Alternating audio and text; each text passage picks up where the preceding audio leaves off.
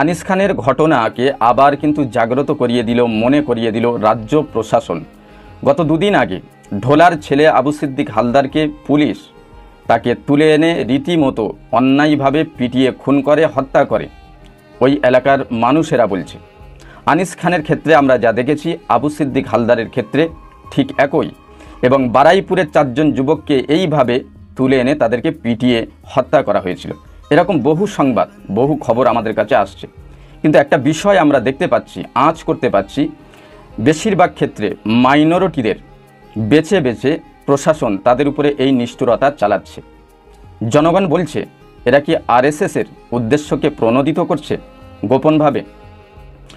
দেশের আইনের গণ্ডির বাইরে থেকে অন্যায়ভাবে কাউকে পিটিয়ে হত্যা করা, এটি কোনো মানুষের কাজ হতে পারে না, এটি হলো ক্রিমিনালদের কাজ। তবে হ্যাঁ, মনে রাখুন, লোকসভায় এরা ভালো ফল করেছে, বিধানসভায় ভালো ফল করেছে। তার কারণ কি?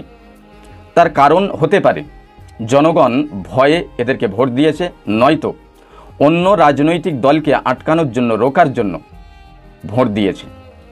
এটা পরিষ্কার আপনাদেরকে বলবো, সময়ের অপেক্ষা করুন।